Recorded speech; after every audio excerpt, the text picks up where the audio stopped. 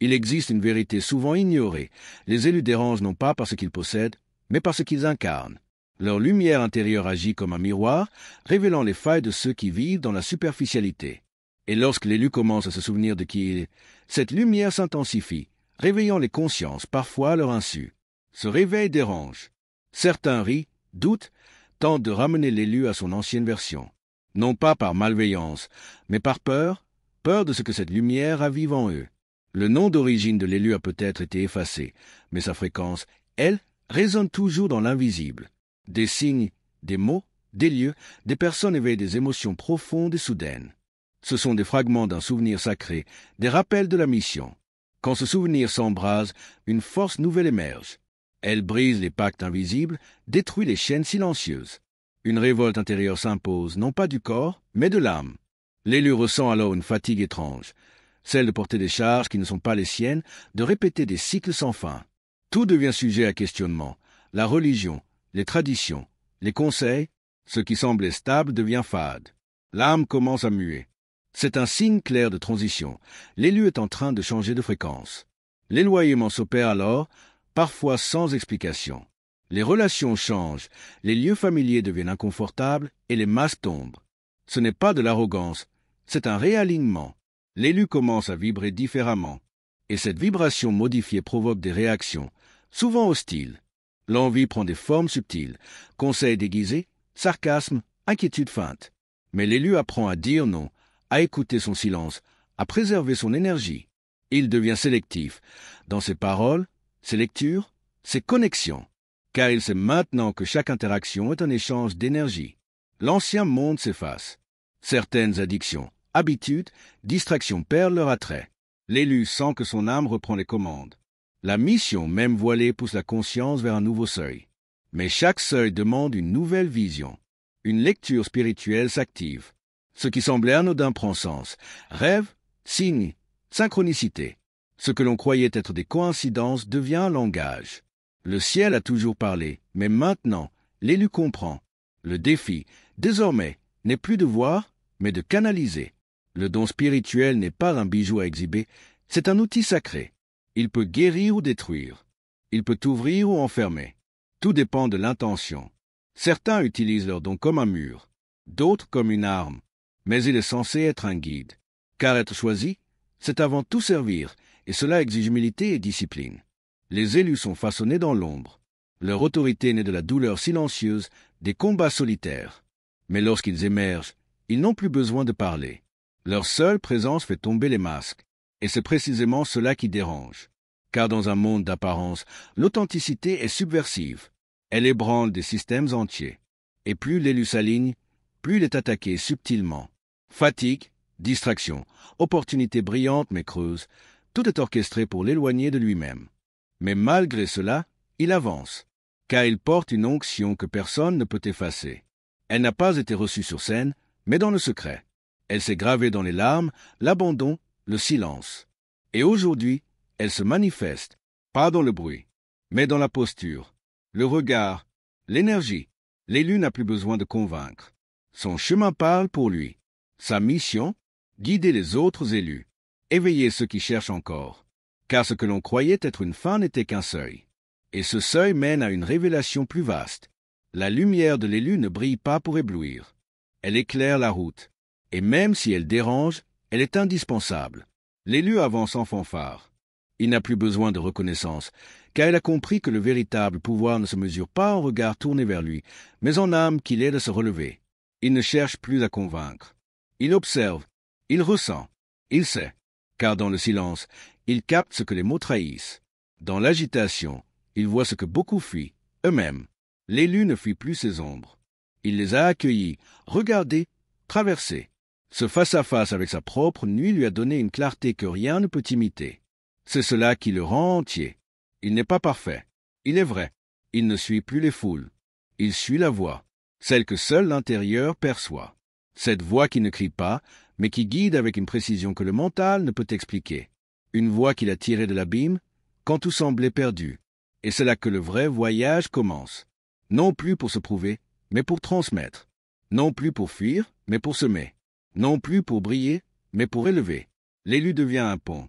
Un passage entre les mondes, entre l'ignorance et la conscience, entre la peur et l'amour. Sa vie devient message, son silence devient réponse, son regard devient rappel. Il n'a plus besoin de lutter. Il rayonne, et ce rayonnement ne s'apprend pas. Il se révèle, à travers les épreuves, à travers l'abandon, à travers la foi, car l'élu ne dépend plus de ce monde. Il y est, mais il n'en est plus prisonnier. Il marche avec une conscience élargie, connecté à une source que rien ne peut altérer. Alors il continue, même seul, même incompris, même attaqué, parce qu'il sait que son chemin ouvre la voie à d'autres, que chaque pas, chaque larme, chaque silence est un écho dans l'invisible, un écho qui réveille d'autres flammes. Et c'est ainsi que les élus se reconnaissent, pas par les mots, mais par l'âme, une vibration ancienne, un souvenir commun, une promesse scellée avant l'incarnation. Ils savent qu'ils ne sont pas venus pour suivre, mais pour rappeler que l'amour est plus fort que le contrôle, que la vérité est plus forte que la peur, et que la lumière, même silencieuse, finit toujours par percer l'ombre. L'élu a connu la chute, la honte, la perte de sens.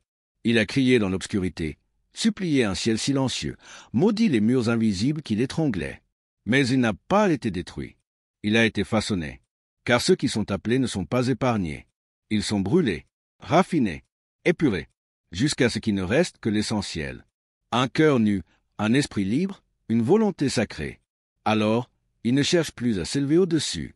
Il descend, dans les profondeurs de l'humain, dans la densité du monde, non pas pour s'y perdre, mais pour y semer la lumière qu'il a trouvée. Il parle peu, mais chaque mot qu'il offre contient une semence. Il ne donne pas de réponse. Il réveille des questions. Il ne montre pas le chemin. Il devient le chemin, et les âmes prêtes le reconnaissent, non par la forme, mais par la fréquence. Quelque chose en elle se souvient. Un frisson, une paix, un feu ancien qui se rallume. L'élu n'impose rien. Il propose. Il tend la main, mais il ne portera pas ceux qui refusent de marcher, car il sait que la vraie transformation ne vient pas de l'extérieur, mais de l'intérieur. Elle naît du choix, du feu que chacun doit accepter de traverser. Il ne veut ni disciples, ni gloire, ni trône. Il veut des êtres debout, libres, entiers, lucides, et c'est là sa plus grande offrande. Ne pas créer des copies de lui, mais aider chacun à redevenir pleinement lui-même. L'élu chemine seul, mais il n'est jamais isolé, car en lui résonne la mémoire des anciens, la voix de la terre et le chant des étoiles. Chaque pas qu'il fait trace une ligne invisible, un sentier pour ceux qui viendront après, non pour les guider aveuglément, mais pour leur rappeler que le chemin existe et qu'il commence toujours à l'intérieur. Il sait que l'ombre ne disparaît pas par la lutte, mais par la lumière qu'on ose incarner. Il ne combat pas les ténèbres, il devient présence. Et dans cette présence, les mensonges tombent, les masques se fendent, les illusions se dissipent. Il est là, ancré, vrai, vivant, pas parfait, pas intouchable, mais profondément aligné.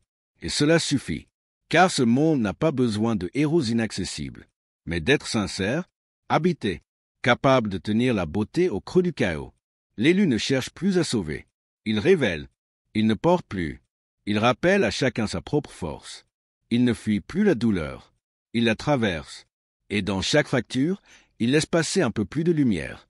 Car un élu ne conquiert pas le monde. Il apprend à se conquérir lui-même.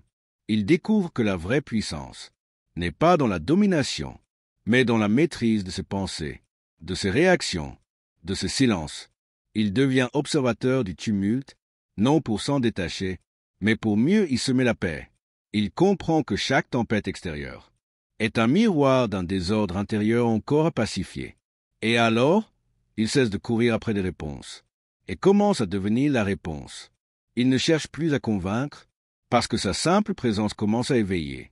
Il sait que chaque regard posé avec amour est une prière silencieuse, que chaque acte fait en conscience rétablit un peu d'ordre dans ce monde brisé. Il devient un portail vivant, entre le visible et l'invisible, entre la douleur humaine et la guérison divine. Et plus il avance sur ce chemin, plus l'élu comprend que la solitude n'est pas une punition, mais un sanctuaire, un lieu sacré où l'âme est façonnée, où les anciennes peaux tombent, où la voix intérieure devient claire comme une source. Il découvre que l'épreuve n'est pas un obstacle, mais une invitation. Chaque douleur est un appel à se souvenir. Chaque trahison un miroir pour affiner le discernement. Chaque fermeture de porte une redirection divine. Les élus ne sont pas parfaits. Ils tombent, doutent, vacillent. Mais ils se relèvent, toujours, parce qu'ils portent en eux une étincelle, que rien ne peut étouffer. Ils savent que la foi ne signifie pas l'absence de peur, mais la décision de continuer malgré elle. Ils choisissent le courage au lieu du confort, la vérité au lieu de l'approbation, la paix intérieure au lieu du bruit extérieur.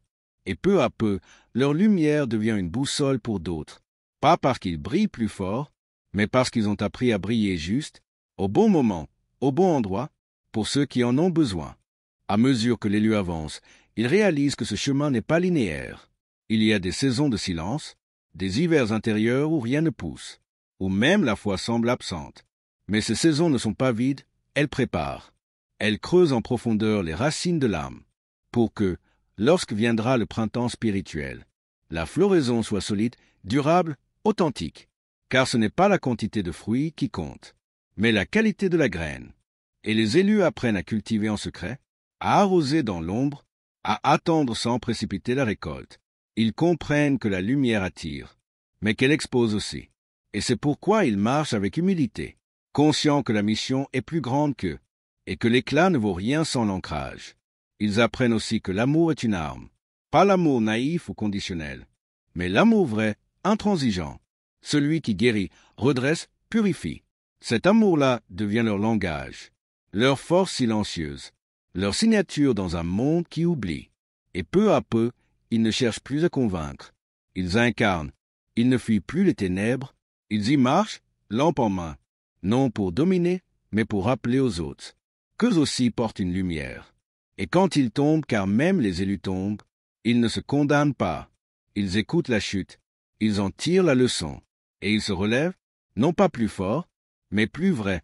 Ils savent désormais que la vulnérabilité n'est pas une faiblesse, mais une porte vers l'authenticité.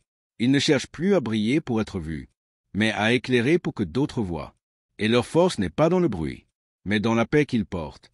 Au milieu de la tempête, ils deviennent des refuges vivants, des oasis pour les cœurs fatigués, non parce qu'ils ont tout compris, mais parce qu'ils savent écouter, tenir une main sans juger, plairer sans honte et espérer sans preuve. Ils marchent parmi les hommes, comme des flammes discrètes, parfois ignorées, parfois moquées, mais toujours fidèles à l'appel. Et quand l'heure viendra de quitter ce monde, ils ne partiront pas avec peur, mais avec gratitude, ayant su aimer, servir et laisser derrière eux, non une trace glorieuse, mais un sillage de lumière. Être un élu de Dieu ne signifie pas vivre au-dessus des autres, mais au service d'un dessein plus grand que soi. Ce chemin n'est ni facile, ni spectaculaire. Il est silencieux, intérieur, exigeant. Il ne promet ni gloire humaine ni reconnaissance immédiate, mais il offre quelque chose d'inestimable, la paix de marcher en alignement avec son âme.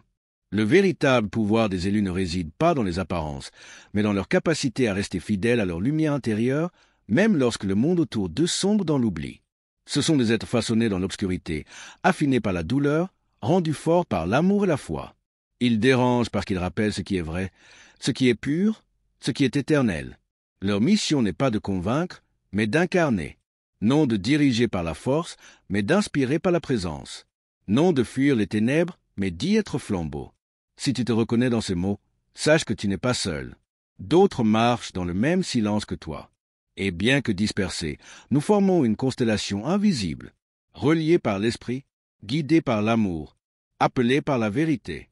Car à la fin, ce n'est pas le nombre de pas que tu auras fait qui comptera, mais la manière dont tu les auras faits, avec intégrité, avec compassion, avec foi. Marche donc, continue. Le monde a besoin de ta lumière, même s'il ne le sait pas encore. Et rappelle-toi, ceux qui portent l'éclat le plus profond sont souvent ceux que l'on voit le moins.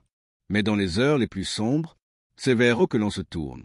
Sois ce phare, sois ce feu, sois ce souffle, car tu es un élu, non par mérite, mais par mission. Et cette mission commence maintenant.